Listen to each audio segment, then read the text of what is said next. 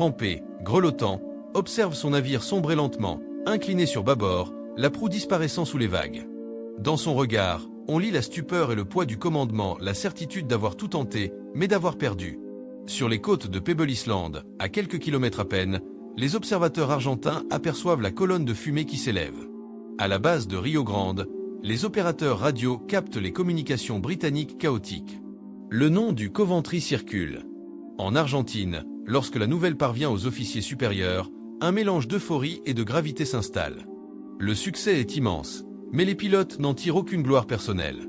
Pablo Carvalho, en atterrissant, salue ses mécaniciens d'un simple geste « Nous avons fait notre devoir ». La tension accumulée, le risque de mort certain, l'adrénaline, tout retombe d'un coup. Pendant ce temps, les rescapés britanniques sont transférés sur le HMS Broadsword et d'autres bâtiments d'escorte. Certains souffrent de brûlures graves, d'autres sont en état de choc. Les médecins de bord improvisent des postes de secours, perfusent, réchauffent, réconfortent. Le silence domine les ponts. Chacun réalise que, malgré l'arsenal technologique, malgré les entraînements intensifs, la guerre conserve sa part d'imprévisible. Un navire ultramoderne, symbole de la puissance navale britannique, vient d'être détruit par des avions âgés de 20 ans et des bombes conventionnelles. Dans les jours qui suivent, la Royal Navy procède à une analyse minutieuse de l'incident. Les ingénieurs étudient les causes, altitude d'approche trop basse pour le verrouillage des radars, mauvaise coordination entre les systèmes SIDAR et Seawolf, saturation des capteurs, et surtout, le manque de couverture aérienne immédiate. Les conclusions sont amères. La supériorité technologique ne suffit pas face à l'audace et à la maîtrise du terrain adverse. Cette attaque démontre que la guerre des Malouines n'est pas un simple affrontement de matériel, mais une lutte d'ingéniosité et de courage. Pour les Argentins, la victoire du 25 mai revêt une signification symbolique.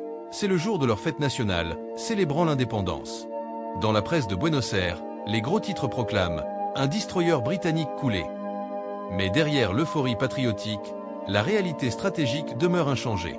L'armada britannique poursuit son avance. Quelques jours plus tard, les troupes anglaises consolidant leur position autour de San Carlos progressent inexorablement vers Port Stanley. L'armée argentine, bien que courageuse, manque de moyens logistiques et d'appui aérien durable.